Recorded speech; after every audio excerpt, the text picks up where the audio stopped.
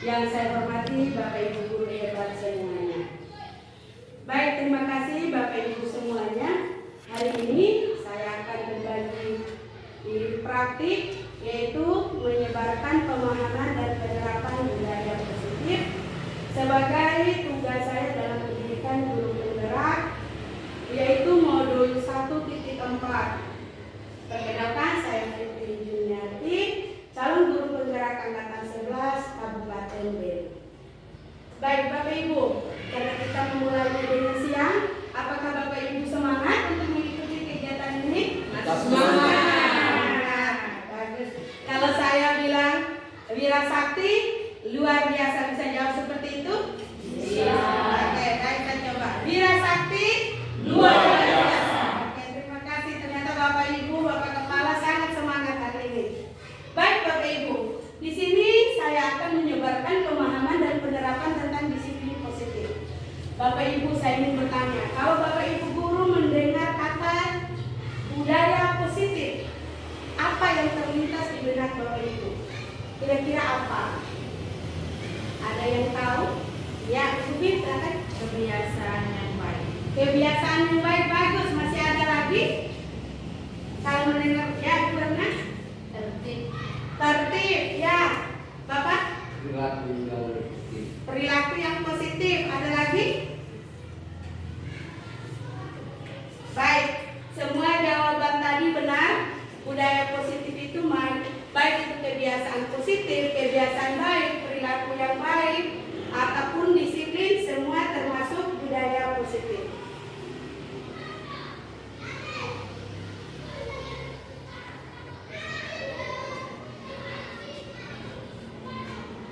Kita lanjut yang kedua. Hari ini saya akan diseminasi tentang budaya positif.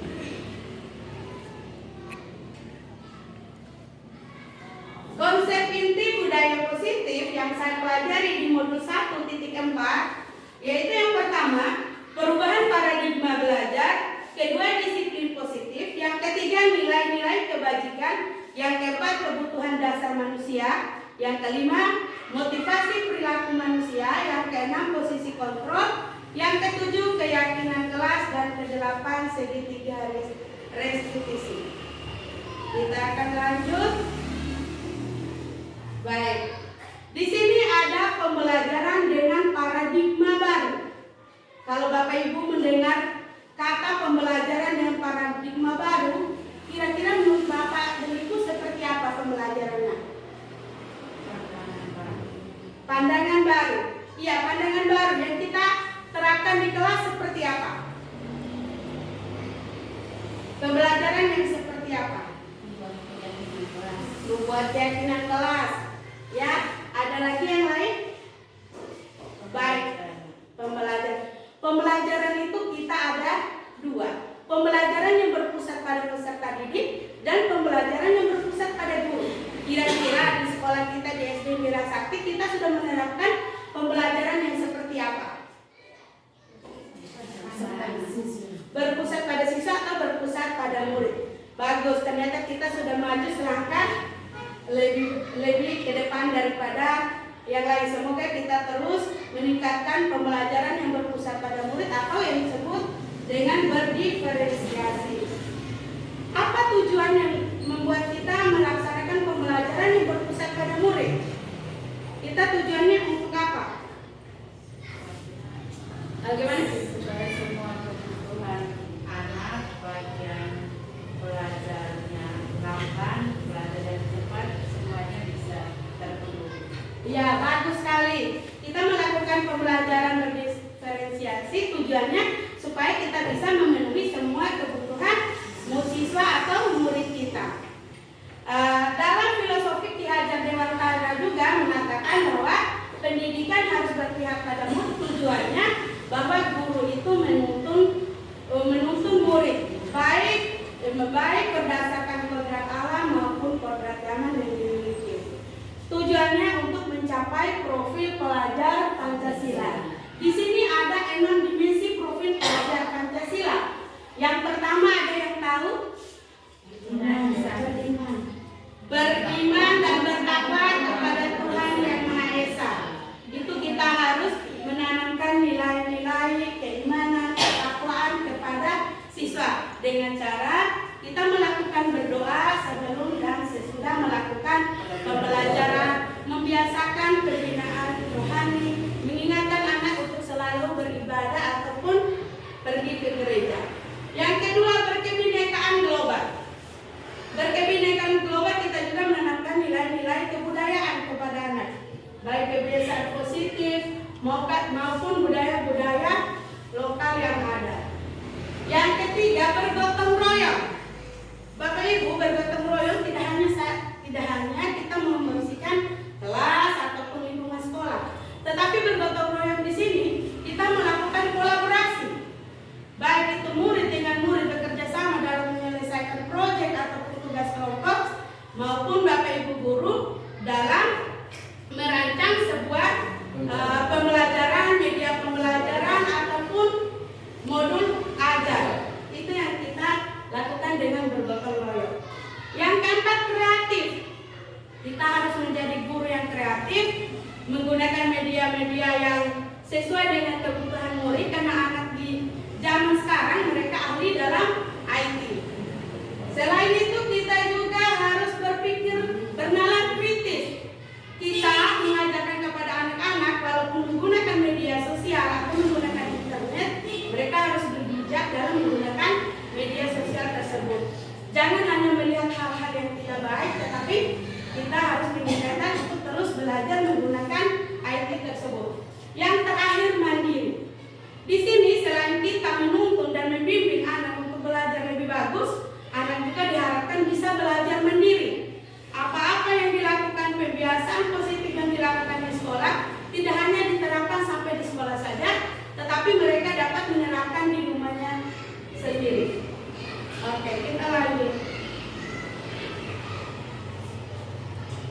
Di sini ada miskonsepsi tentang teori kontrol. Apa saja? Yang pertama, ilusi guru mengontrol murid. Sebenarnya Bapak Ibu, kita tidak bisa mengontrol semua murid itu. Kita itu hanya ilusi kita. Murid itu bisa kita atur dengan kita membuat satu aturan ataupun keyakinan. Kita biasakan bahwa kita ada keyakinan untuk melakukan sesuatu hal. Yang kedua, ilusi bahwa semua penguatan positif itu efektif dan bermanfaat. Tidak semua penguatan itu diterima baik dan bermanfaat untuk anak.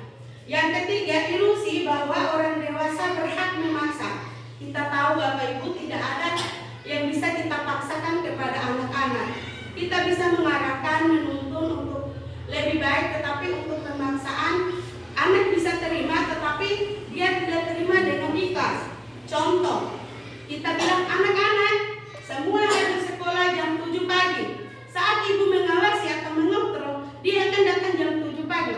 Begitu besoknya ibu tidak hadir, pasti anak itu datang selewat dari jam 7. Sama dengan kita guru.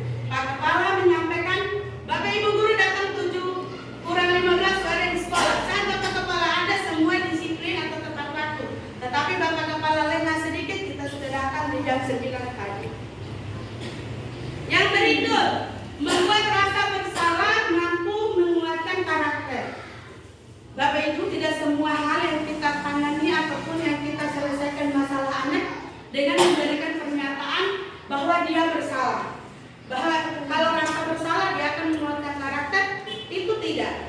Kalau mau merasa merubah karakter anak, kita harus menyampaikan dengan cara yang lebih baik. Berikut.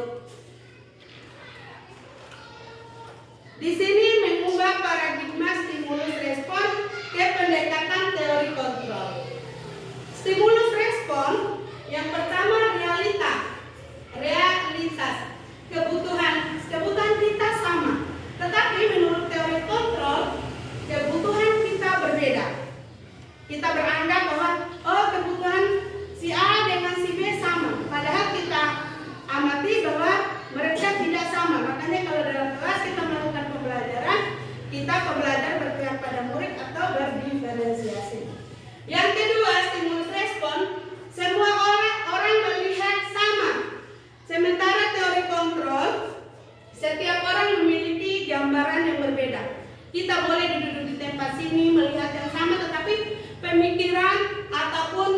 bayangan kita itu pasti berbeda. Yang ketiga, kita mencoba mengubah orang berpandangan sama dengan kita. Kita berusaha memahami pandangan orang lain tentang dunia. Kita tidak boleh memaksakan kehendak kita bahwa mereka harus mengikuti apa yang kita inginkan. Padahal kalau kita lihat dari teori kontrol, kita harus memahami apa yang menurut mereka itu ataupun apa pandangan mereka. Yang berikut, perilaku buruk dilihat sebagai suatu kesalahan. Padahal menurut teori kontrol, semua perilaku memiliki tujuan. Contoh, kita punya anak bully teman lain, mengganggu temannya, ataupun mengantuk saat pembelajaran. Kita lihat itu menjadi suatu nilai yang salah ataupun padahal anak melakukan itu pasti ada tujuannya sendiri. Mungkin dia butuh perhatian, kasih sayang dari kita, ataupun ada masalah yang dia hadapi yang dia bawa dari lingkungan rumah atau lingkungan keluarga. Yang berikut, orang lain bisa mengontrol saya. Hanya Anda sendiri yang bisa mengontrol diri. Orang lain bisa mengontrol saya. Contoh, kita sebagai guru, kita memiliki atasan, Pak Kepala, mengontrol atau mengatur kita. Bilang, harus berbuat seperti ini atau seperti itu. Pada dasarnya kita tidak bisa melakukan itu. Itu kita pun lakukan karena terpaksa. Kalau untuk mengontrol diri, contohnya mau disiplin, kita harus benar-benar yakin dan berubah dari diri. Oke, saya bisa disiplin, saya bisa tepat waktu, saya akan terapkan itu dalam kehidupan saya, baik jangka menengah ataupun jangka panjang ke depan. Yang berikut, pemaksaan ada pada saat bujukan gagal. Sementara teori kontrol, kolaborasi dan konsensus menciptakan pilihan-pilihan baru. Kita tidak bisa memujuk ataupun merayu memaksa orang. Kita bisa melakukan kolaborasi. Mari kita sama-sama untuk melakukan ataupun membuat suatu hal yang kita inginkan. Yang terakhir, model berpikir menang kalah. Dalam teori kontrol, model berpikir menang-menang. Tidak ada yang menang kalah. Semua kita belajar. Tidak ada yang benar ataupun salah. Semua itu benar. Kita harus rubah itu. Anak walaupun salah, kita akan atur bagaimana kesalahannya kita rubah menjadi kesuksesan anak di masa depan.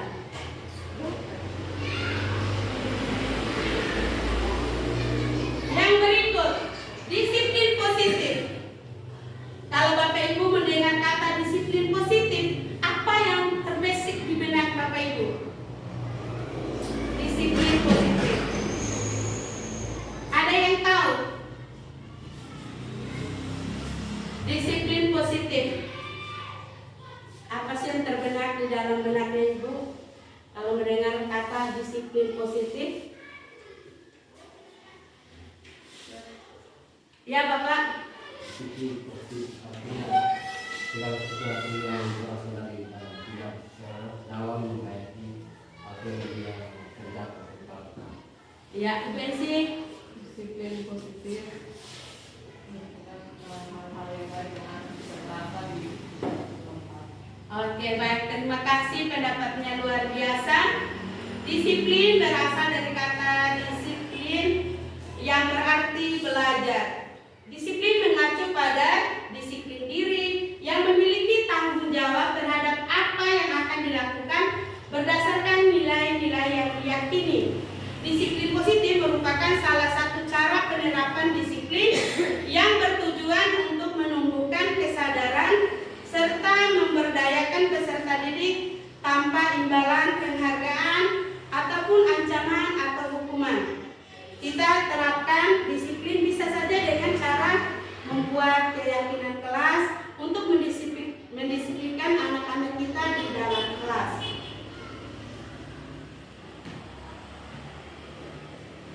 Disiplin positif juga sebagai pendidik, tujuan kita adalah menciptakan peserta didik yang memiliki disiplin diri sehingga mereka berperilaku mengacu pada nilai-nilai kebijakan universal dan memiliki motivasi intrinsik atau motivasi diri dalam perubahan perilaku ke arah yang lebih baik.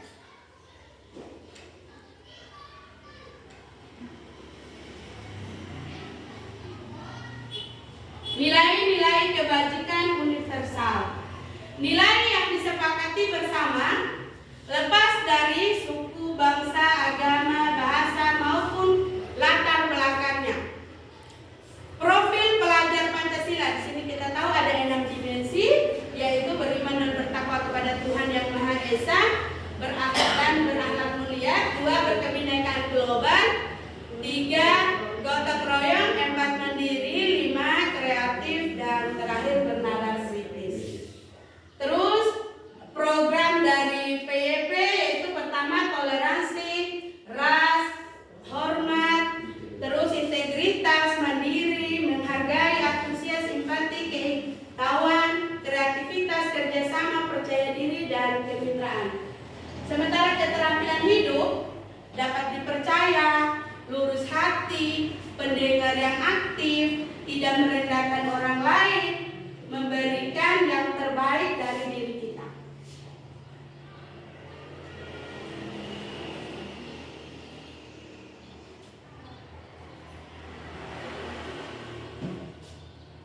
Lima kebutuhan dasar manusia. Apa Bapak Ibu tahu apa kebutuhan dasar manusia? Sandang pangan, apalagi rumah. Itu kebutuhan yang umum yang dilakukan. Kebutuhan manusia itu pertama dia ingin diterima oleh orang. Yang kedua, dia ingin dicintai ataupun diberi kasih sayang atau perhatian. Ketiga, mereka ingin menjadi penguasa. Yang keempat, kebutuhannya itu bisa seperti kebebasan, bebas berpendapat, bebas melakukan sesuatu. Di sini kebutuhan dasar manusia adalah segala sesuatu yang kita lakukan untuk mendapatkan apa yang kita inginkan. Seluruh tindakan yang kita lakukan memiliki tujuan tertentu, dan semua usaha terbaik yang kita lakukan dalam rangka agar kebutuhan dasar kita terpenuhi. Contoh kebutuhan dasarnya di sini bertahan hidup. Bertahan hidup kita bisa membutuhkan makanan, pakaian, tempat tinggal, dan kesehatan. Sementara kebutuhan kasih sayang dan rasa diterima, yang pertama rasa diterima, diperdulikan, berbagi, kerjasama, menjadi bagian dalam kelompok. Yang ketiga penguasaan, harga diri, keinginan untuk dianggap, memimpin, berprestasi, diakui, dan didengar. Yang keempat kebebasan, mandiri, memiliki pilihan, mencoba hal baru, mampu mengendalikan arah dirinya. Yang terakhir kesenangan, bermain, humor, antusiasme, dan tertawa. Bapak Ibu, kadang-kadang anak kita di kelas itu melakukan 5 kebutuhan dasar ini. Coba kita perhatikan. Ada kalanya anak-anak datang sekolah, di kelas saat belajar mereka mengantuk. Kita bisa cek apa sih yang dibutuhkannya. Apakah butuhnya kasih sayang atau perhatian, atau butuhnya kebebasan, atau butuhnya kesenangan. Salah satu contoh, di kelas ada seorang anak mengambil tempat bekal temannya. Dia senang mengganggu temannya itu. Ternyata itu kita tahu bahwa yang anak itu butuhkan adalah butuhnya kesenangan, dia iseng atau bermain. Tapi kalau dia ambil kotak makan itu terus dia makan, itu anak itu membutuhkan bertahan hidup. Berarti di rumahnya tidak ada makanan atau tidak sempat makan, dia lapar, akhirnya dia mengambil temannya.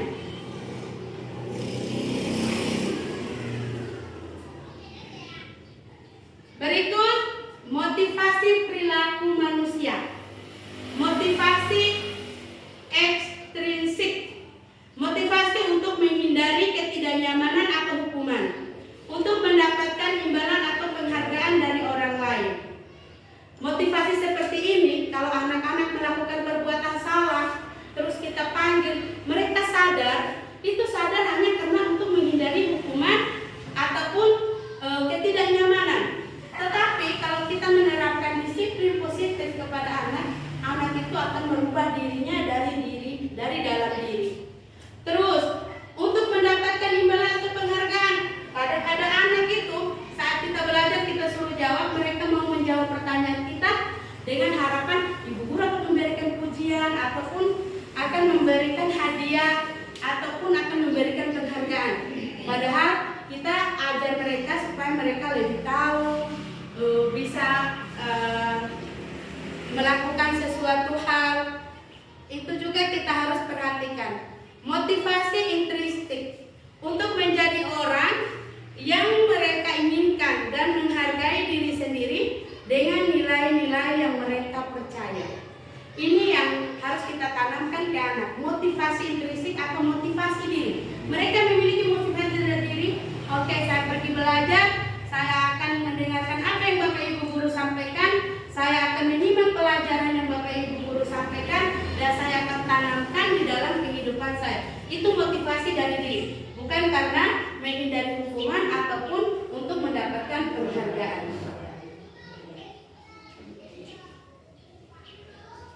Yang berikut, hukuman, konsekuensi, dan restitusi. Tidak terencana, tiba-tiba murid tidak tahu apa yang akan terjadi atau tidak dilibatkan bersifat satu arah dan berupa hukuman fisik atau psikis. Contoh, anak kita terlambat, dia datang terlambat, kita langsung marah-marah tanpa ya datang langsung kita kasih hukuman. Kamu lari 2 kali putar lapangan ataupun berlutut, padahal kita tidak menanyakan apa sih penyebabnya, kenapa dia terlambat. Itu kalau kita posisi menghukum. Terus yang kedua, terencana, disepakati sesuai aturan, murid tetap dibuat tidak nyaman, dan sikap guru selalu monitor murid. Ini konsekuensi yang diberikan kepada murid. Contoh, kita sudah ingatkan anak-anak hari Senin dan Selasa menggunakan kaos kaki berwarna putih, tetapi tiba-tiba datang dengan warna merah. Kita akan mengatakan mereka, apa sih aturan yang kita buat, apa yang kita sepakati.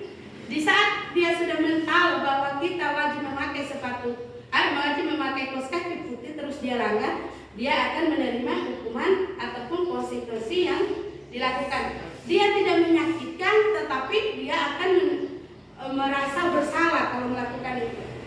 Yang ketiga itu restitusi, proses menciptakan kondisi bagi murid untuk memperbaiki kesalahan.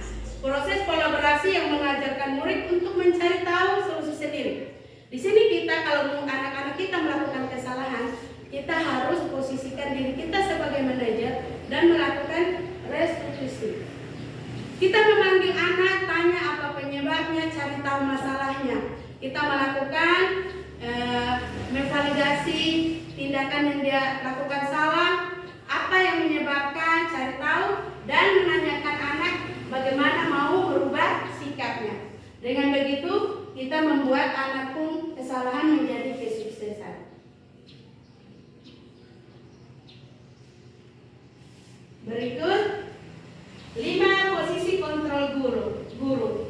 Di sini ada penghukum, pembuat rasa bersalah, teman, pemantau, dan manajer. Saya mau tanya Bapak Ibu, selama ini posisi kontrol Bapak Ibu ada di poin yang mana? Ibu Pim penghukum, Ibu Elek penghukum, Ibu Erna teman. Mana Sylvia? Posisi yang mana di sini? Teman. Ibu Nes penghukum. Baik Bapak Ibu, rata-rata kita posisi penghukum. Mulai dari sekarang kita menerapkan belajar berpihak pada murid, dan posisi kontrol guru itu berada di manajer dengan melakukan segitiga restitusi. Saya juga selama ini menjadi penghukum dan pemantau. Saya amati, dia buat saya langsung hukum. Padahal kalau mereka melakukan kesalahan, kita panggil, kita adakan pendekatan individu kepada mereka dengan posisi manajer. Kita melakukan segitiga restitusi. Kita mencari tahu apa permasalahan dan bagaimana solusinya yang anak-anak itu buat.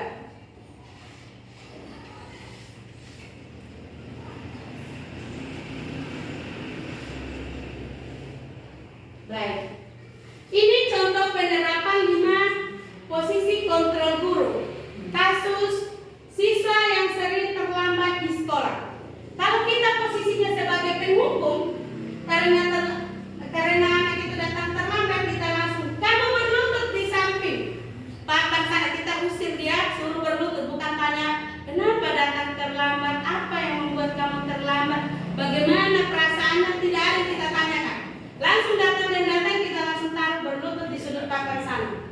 Tapi kalau kita posisikan diri membuat rasa bersalah, kita membuat anak rasa bersalah, kita menggunakan bahasa yang lembut, tetapi tetap kita buat anak itu merasa bersalah mengenai, kita langsung berkata berapa kali ibu atau bapak harus beritahu kamu selalu saja mengecewakan ibu. Kita membuat itu bahasanya anak-anak merasa mengecewakan kita bikin mereka rasa bersalah. Sementara kalau di posisi teman, kita anggap murid ini seperti teman kita bisa berbicara, posisikan diri seperti teman itu. Kali ini harus ikut aturan dengan bapak ibu. Kali ini kita ini harus ikut aturan dengan bapak ibu sesekali toh. Sudah kali ini tidak apa-apa, tapi jangan diulang lagi ya. Kita harus berbicara sesuai seperti yang anak-anak itu bicarakan. Yang keempat, teman tahu. Kesayangan bisa dari itu teman, tetapi tetap posisi manajer. Memantau, kita lihat, perhatikan. Kamu sudah melanggar aturan sekolah. Kamu tahu konsekuensinya nanti jam istirahat kamu tidak istirahat, tapi mencatat pelajaran yang ketinggalan. Kita tidak suruh dia istirahat. Dia terlambat, dia harus catat yang ketinggalan. Padahal kita tetap memberikan kesempatan anak itu istirahat untuk merasa kesenangan tadi. Yang jadi manajer, kita akan tanya, apa kamu tahu kesalahan kamu? Bagaimana kamu memperbaiki? Kita tanya dulu, apa kamu tahu kesalahan kamu? Dia akan jawab, iya ibu, saya datang sekolah terlambat. Kita tanya alasannya, kenapa kamu terlambat? Tadi saya bangun terlambat ibu, semalam saya bermain HP terus, jadi saya tidur telat. Atau saya pesta ibu guru, saya pulang jam 12, jadi saya tidur, saya bangun kesiangan dan saya terlambat. Jadi itu yang kita posisikan diri kita sebagai manajer. Yang berikut, pembentukan keyakinan kelas. Apa Bapak Ibu sudah buat keyakinan di kelas? Oke, baik, kalau sudah buat berarti Ibu sudah tahu. Sifatnya abstrak, berupa pernyataan universal, dibuat dalam pernyataan positif, sedikit saja agar mudah diingat sesuai dengan kondisi kelas atau sekolah sehingga mudah diterapkan. Semua warga kelas atau sekolah dilibatkan saat membuat keyakinan kelas.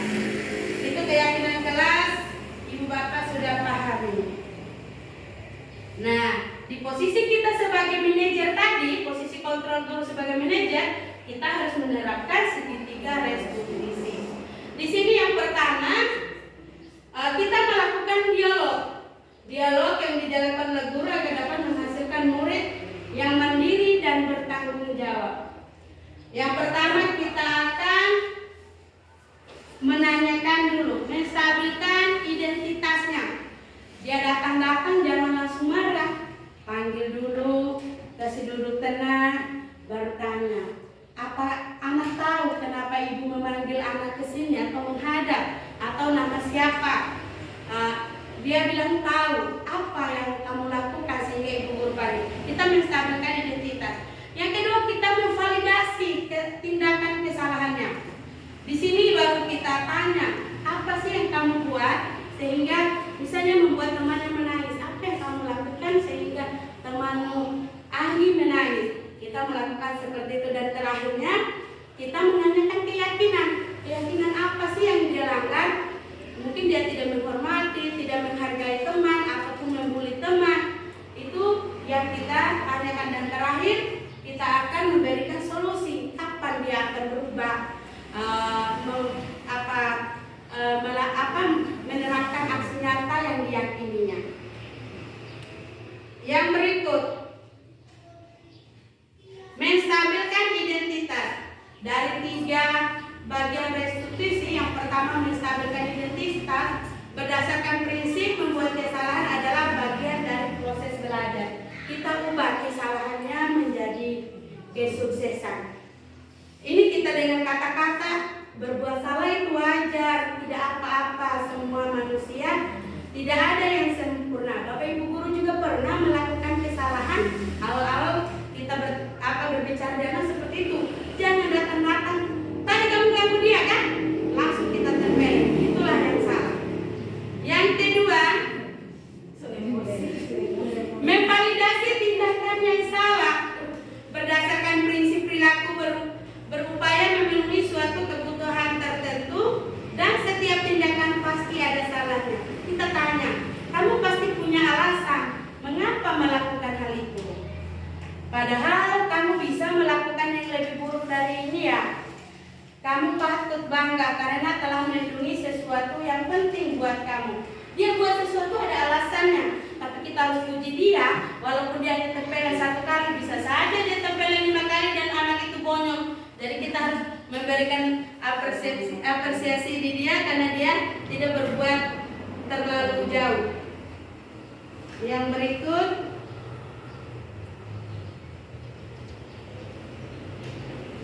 yang terakhir, menanyakan keyakinan. Berdasarkan prinsip teori kontrol sebagai manajer dan bahwa pada dasarnya kita termotivasi secara intrinsik atau secara motivasi diri. Kita tanya, apa keyakinan kelas kita? Tinggal nilai-nilai apa yang telah disepakati bersama, anak akan jawab. Kalau dia ganggu teman, dia akan jawab. Keyakinan kelas kita mungkin saling menghormati atau menghargai teman. Terus seperti apa gambaran sebuah kelas yang ideal menurut kamu? Mungkin kelasnya yang aman, nyaman, tenang, tertib.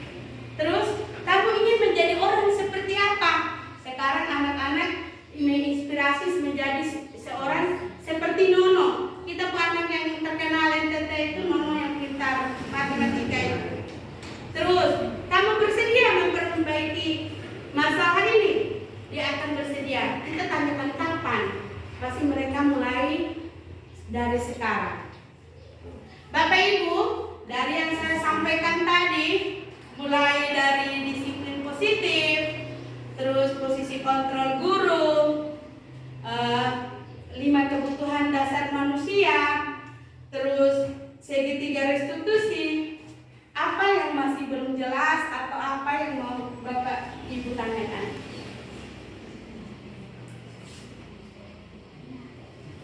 Sudah jelas semua? Sudah? Oke, saya boleh minta 1 atau 2 orang? Tadi yang saya jelaskan restitusi itu langkah-langkahnya ada 3, itu ada yang masih ingat? Yang pertama apa? Yang pertama apa? Menstabilkan identitas. Yang kedua, validasi tindakan yang salah. Dan yang ketiga, kita menanyakan keyakinan. Ingat Bapak Ibu, kita harus disiplin mulai dari diri kita sendiri. Kita terapkan kepada anak-anak. Jangan hanya untuk diri sendiri, kita wajib menyebarkan kepada anak-anak. Kita disiplin, anak-anak juga disiplin. Disiplin dengan cara datang sekolah tepat waktu, memakai pakaian seragam yang lengkap sesuai aturan ataupun keyakinan yang disepakati di sekolah. Yang kedua, tempatkanlah diri kita sebagai posisi kontrol manajer dengan menerapkan segitiga restitusi dalam menyelesaikan masalah-masalah yang kita hadapi di kelas. Baik, terima kasih Bapak Ibu sudah mendengarkan pemaparan dan penerapan budaya positif dari saya. Saya akhiri kegiatan ini dengan mengucapkan terima kasih. Selamat siang.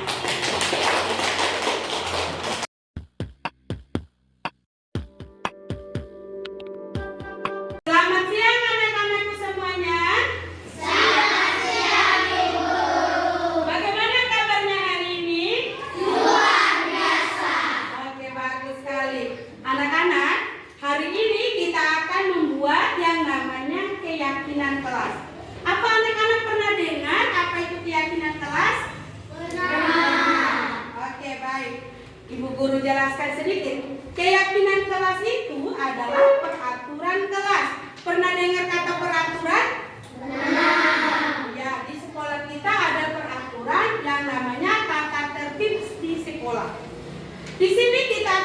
juga peraturan, yaitu peraturan kelas.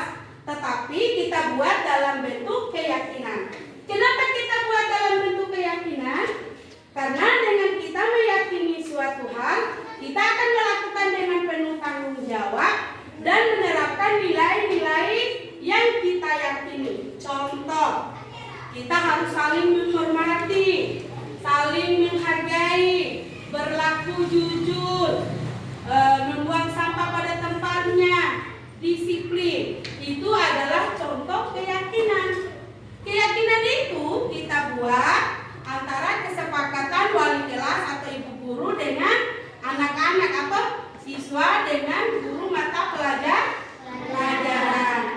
Saat kita membuat keyakinan, kita harus menggunakan kata-kata yang positif. Kita tidak boleh menggunakan kata-kata yang negatif. Contohnya, dilarang membuang sampah. Dilarang itu artinya menggunakan kata negatif. Bagaimana kata positifnya? Buanglah sampah pada tempatnya. Terus, dilarang menyontek atau tidak boleh menyontek saat ujian. Itu juga menggunakan kata-kata yang negatif. Kalau positifnya kita harus berlaku jujur. Kalau kita sudah jujur, itu artinya kita tidak akan menyontek. Baik, sampai di sini anak-anak sudah paham? Oke, kita akan membuat keyakinan untuk kelas kita, kelas 4B. Ibu guru akan membagikan kertas ini. Setiap anak mendapat satu kertas dan menulis satu keyakinan yang anak-anak yakini. Mengerti sampai di sini? Oke. Setelah ibu guru bagi dan kalian tulis, nanti akan ditempel di papan ataupun di tempat yang ibu guru sedia ini. Ini adalah papan keyakinan yang kita tulis. Nanti yang diambil hanya beberapa yang menjadi keyakinan kelas saja. Apabila ada yang sama, mungkin ada 2 atau 3 anak yang sama, nanti ibu guru ambil salah satu saja untuk dijadikan keyakinan kelas. Sudah mengerti? Sudah. Oke, ibu guru akan bagi kertasnya. Ingat yang lemnya yang di bawah, tulis yang tidak ada lem.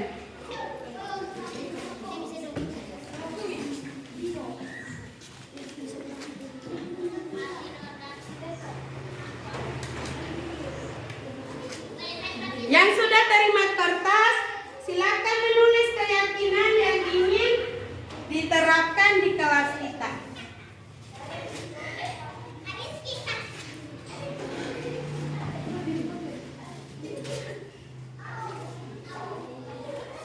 Yang lemnya yang di bawah yang kita pakai tulis yang tidak ada lem ya.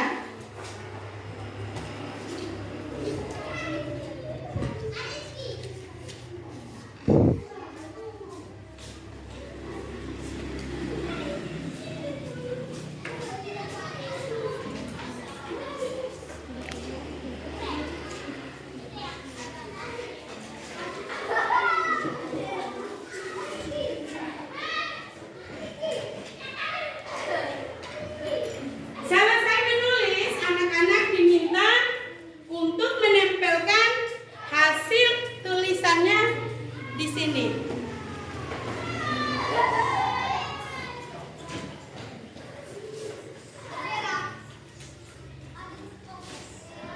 Yang sudah boleh maju tempel di sini.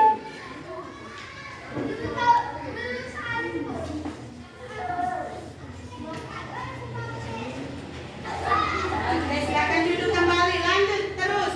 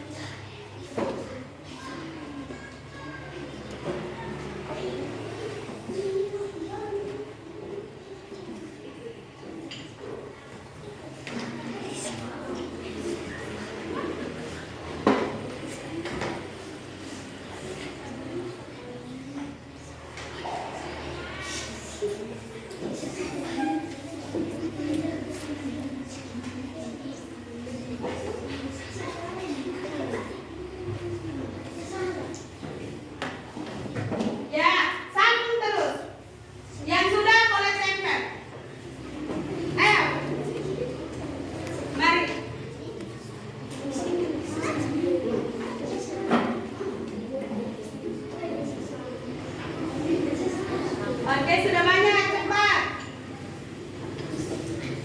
Ya, ayo. Susun yang rapi. Ya.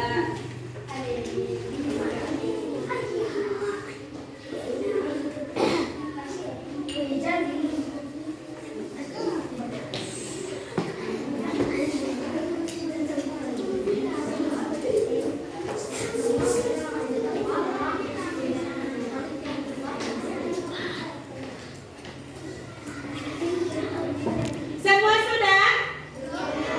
Yang belum Ibu Guru tunggu.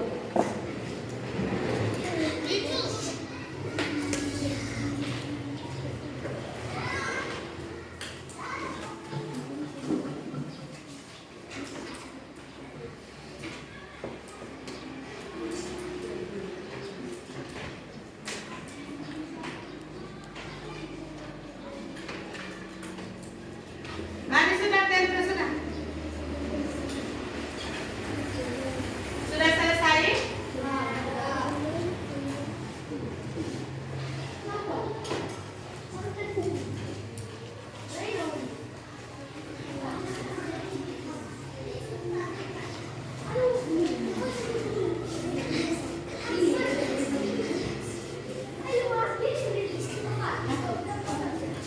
Dari depan akan makan.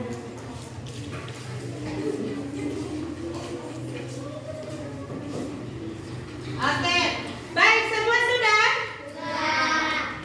Di sini anak-anak sudah menempel apa yang menjadi keyakinan anak-anak. Kita akan lihat.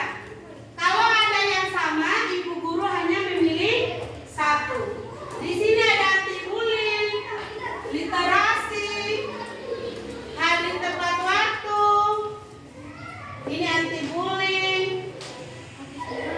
hadir tepat waktu dan ikut apel, anti-bullying, literasi, minta izin sebelum keluar, budayakan 5S, semangat belajar.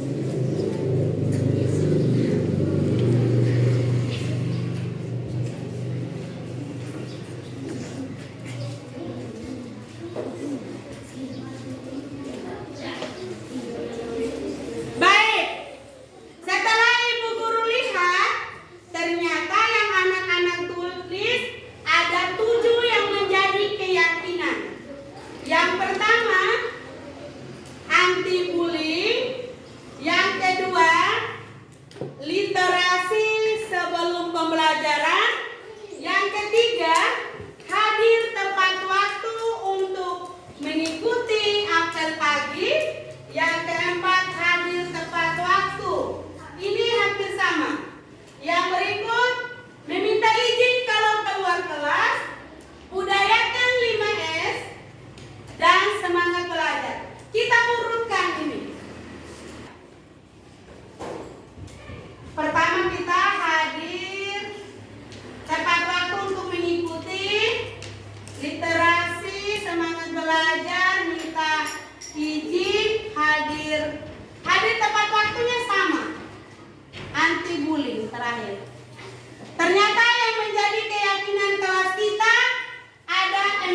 Apakah ini kita sepakat? Apakah ini kita sepakat? Bisa kita terapkan di dalam kelas? Yang pertama kita datang sekolah tepat waktu dan mengikuti apel. Yang kedua, literasi sebelum belajar. Yang ketiga, kita harus bersemangat dalam belajar. Yang keempat, kita meminta izin kalau ingin keluar kelas.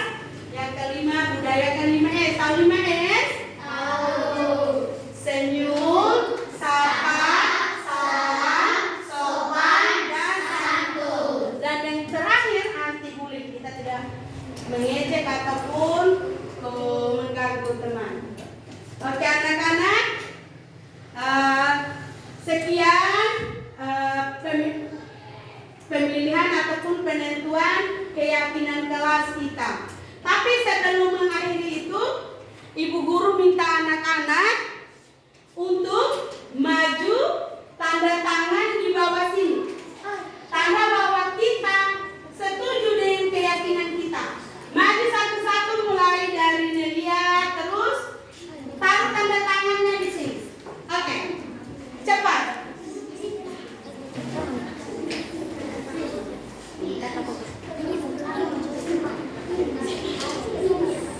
Oke.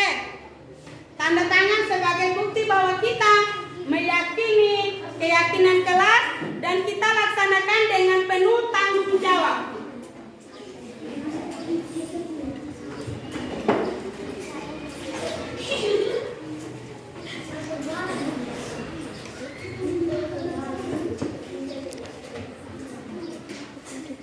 Ayo, maju sudah.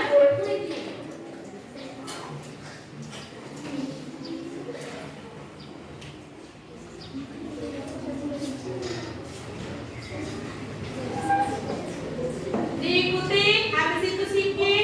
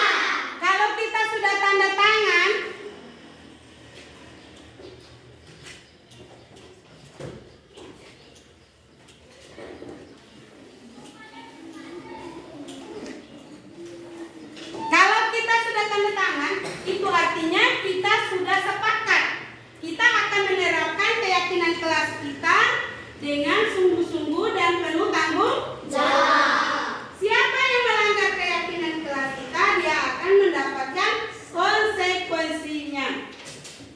Dia bukan hukuman ya, tetapi akan diajarkan bagaimana caranya kalau melanggar. Contoh tidak datang tepat waktu ke sekolah, nanti akan dibimbing. Sudah siap menjalankan keyakinan kelas kita? Sudah. Mulai kapan kita menjalankannya? Mulai dari hari ini. Mulai dari hari ini. Semangat kelas 4B. Semangat. Oke, demikian kita sudah selesai membuat keyakinan kita. Kita akan terapkan mulai hari ini dengan penuh rasa tanggung jawab. Terima kasih dan selamat siang. Selamat siang, Ibu. Oke.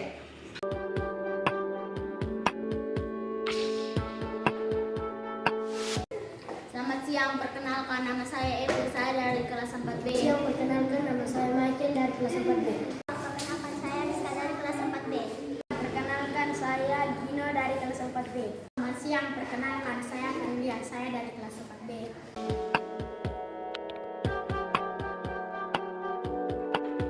Sangat senang. Sangat senang. Iya, senang. Senang sekali. Sangat senang.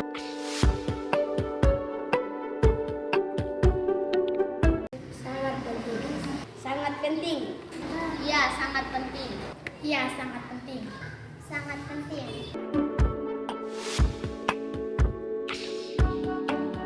Dapat membuat kita lebih disiplin. Dapat membuat kita lebih disiplin. Karena dapat menumbuhkan rasa tanggung jawab. Dapat membuat kita lebih disiplin. Karena dapat menumbuhkan rasa tanggung jawab.